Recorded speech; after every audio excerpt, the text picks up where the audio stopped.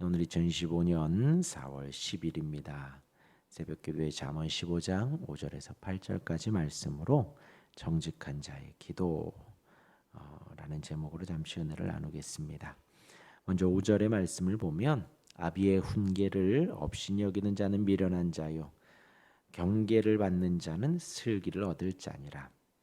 아비의 훈계, 아비의 가르침, 그 말들을 무시하고 업신 여기는 자는 미련한 자다라고 합니다.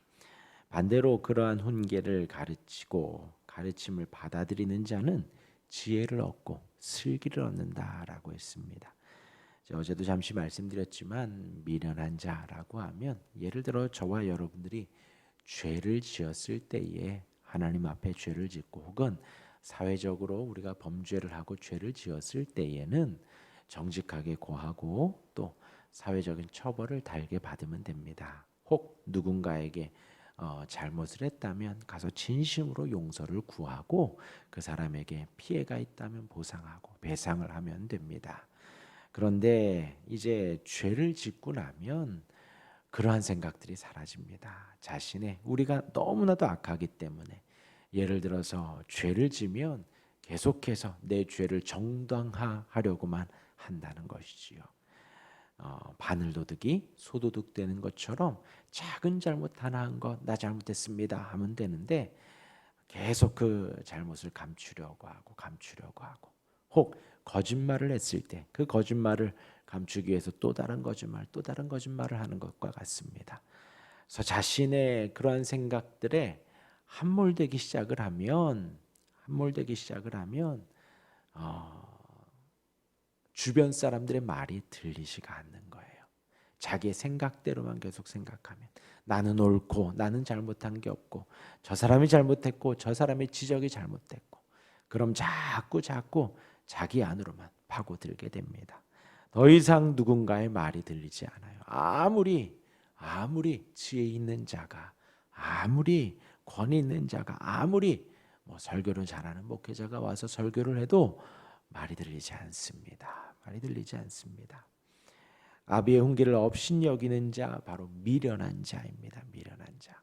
누군가의 훈계, 경계를 달게 받고 듣고 자신의 잘못된 행동들, 언행들을 바꾸어 가는 자가 바로 지혜 있는 자입니다. 슬기로운 자입니다. 그 중에서 아비라 했습니다. 아비. 우리 세상 속에서 자신을 가장 사랑하는 사람이 있다면 배우자 외에 부모일 것입니다. 부모. 아비가 부모라. 부모는 자식을 가장 사랑하는 사람이지요. 그 사랑하는 사람의 말을 업신 여기고 밀어내는 사람이야말로 세상에서 가장 어리석은 사람입니다. 더 나아가서 성경은 그 아비의 범주를 육신의 부모로 한정하지 않습니다.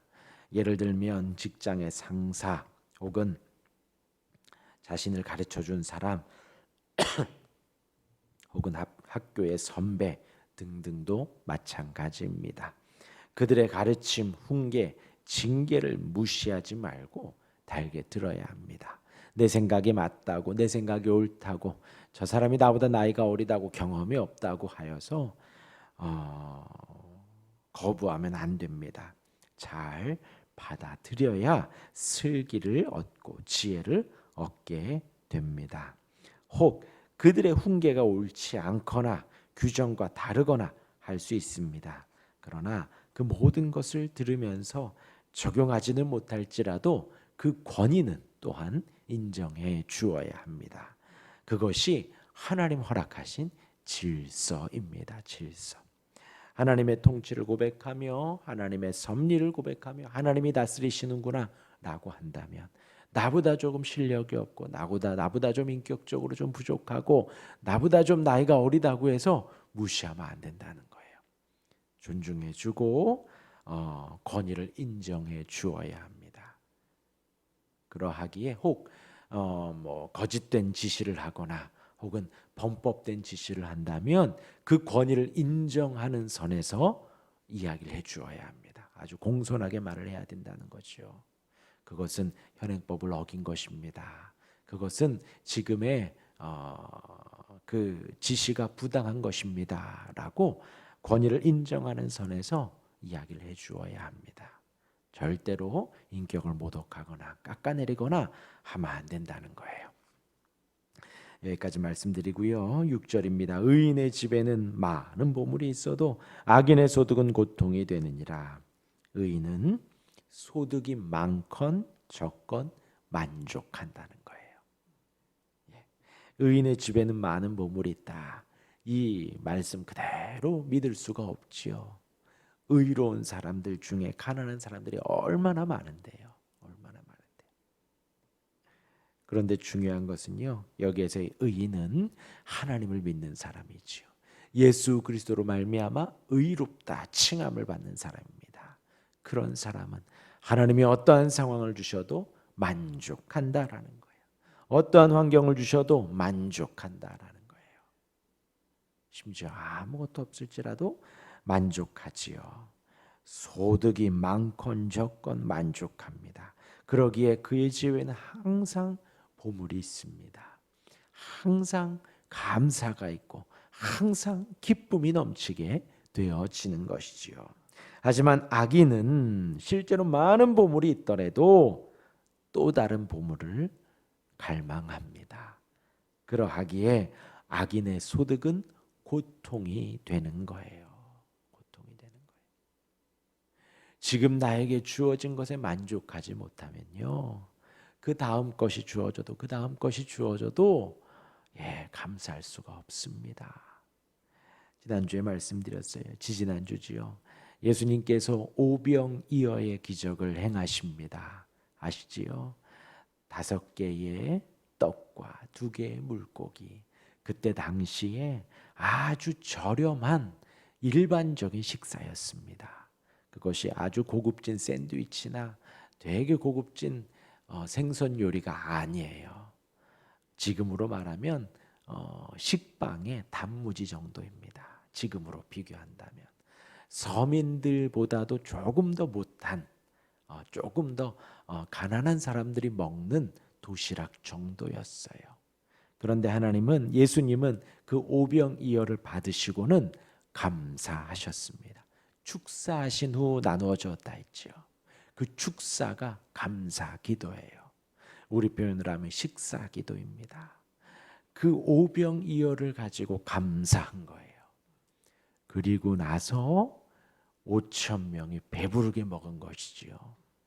배부르게 먹고 감사기도 한 것이 아니고 그 사람 12광주리가 남아서 감사기도 한 것이 아니고요.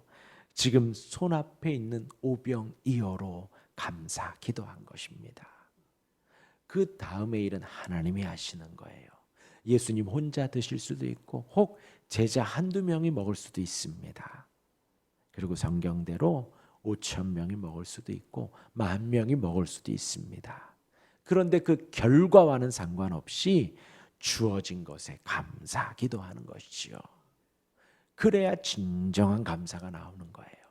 그래야 그것을 주신 분이 하나님이시고 하나님이 나에게 가장 적절하게 주셨다 하고 감사할 수가 있는 것입니다. 그런데 그 결과를 따라 주셔야 감사하고 해결이 돼야 감사하고 건강해야 감사하고 잘 돼야 감사하는 것은 진정한 감사가 아니에요. 그것은 단순히 성공 사례가 되어지는, 그것은 불신자들도 다 하는 거예요. 믿지 않는 자들도 다 그렇게 한다는 거예요. 하나님이 주신 것에 감사하고 감사하는 것입니다. 그것에 감사하고 또 그것을 주신 하나님께 감사하는 거예요. 그러야 우리의 인생이 무엇이 있건 만족하고 감사하고 그것에 감사한 것이 아니라 그것을 주신 하나님께 감사하는 거예요. 하나님께. 그러나 악인은 실제로 많은 보물이 있더라도 또 탐욕하고 또 탐욕하고 그러기에 고통스러운 거예요. 고통스러운 거예요. 어느 목사님이 성경 공부를 하는데 그 성경 공부하는 가운데 전국에 땅이 많은 집사님이 계셨던 거예요. 아이고 땅 많고 재산 많으니까 만족스러우시겠어요. 그랬더니 걱정투성인 겁니다. 강원도 땅이 잘 있는지, 경상도 땅이 잘 있는지, 충청도 땅이 잘 있는지, 누가 침범하지 않았는지, 누가 뭘 심지 않았는지 하루 종일 걱정 근심인 거예요. 그리고 얼마 전에 들은 이야기지만 김정은이 어딘가 여행을 가도 하루 이상 묵지를 않는다 그러잖아요. 하루는 여기서 묵고 하루는 저기서 묵고 걱정이 되는 거예요. 걱정이 되는 거예요.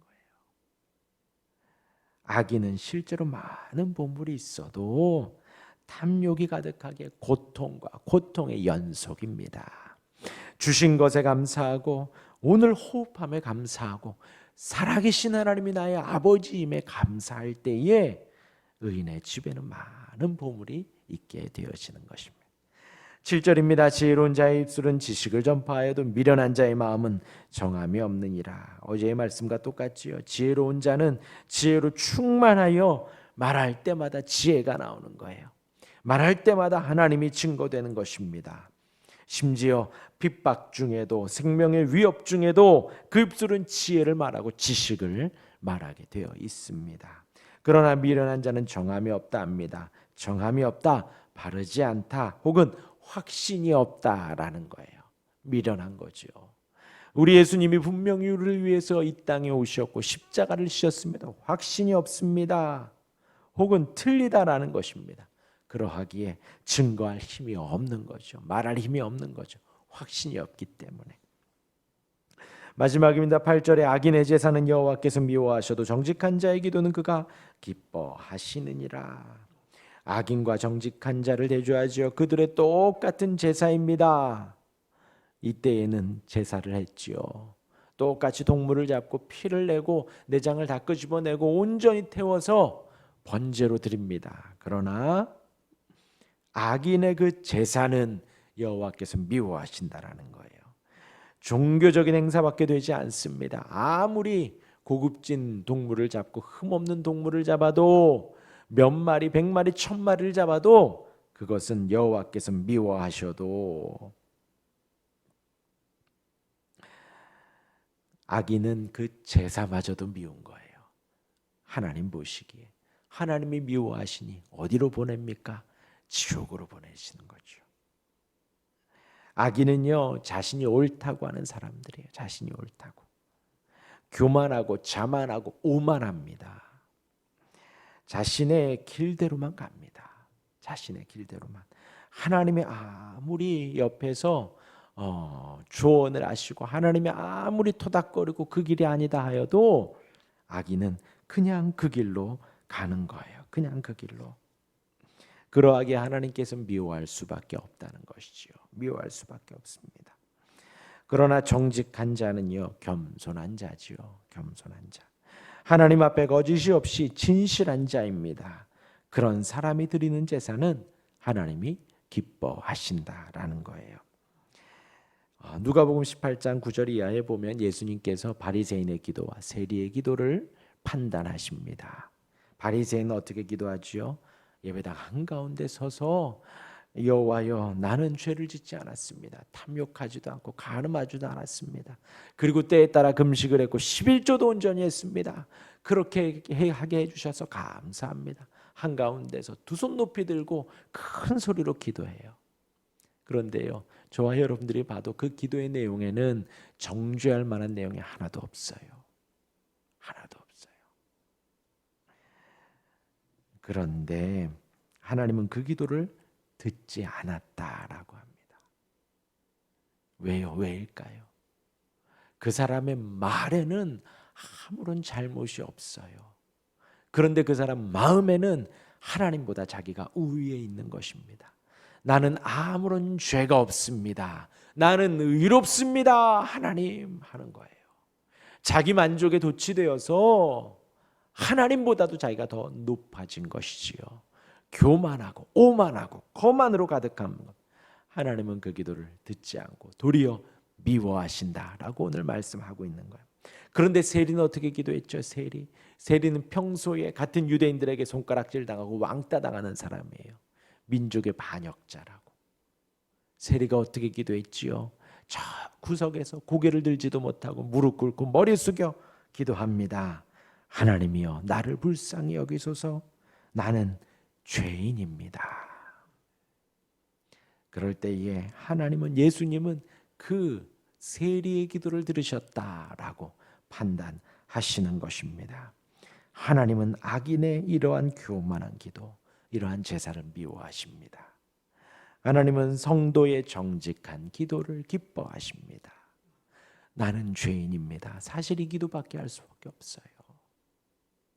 우리가 어찌 하나님께 아버지라 부를 수 있습니까?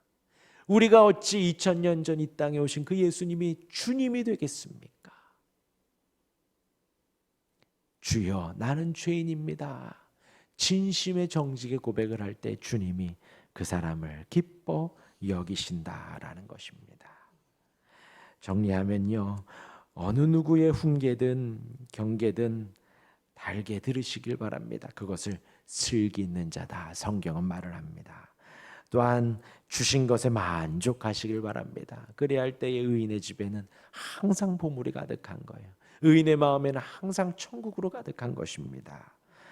지혜로운 자의 입술은 지식을 전파하지요. 툭 치면 지혜가 나오는 거예요. 툭 치면 하나님이 나오고 툭 치면 예수님이 나오는 사람이 지혜로운 자입니다.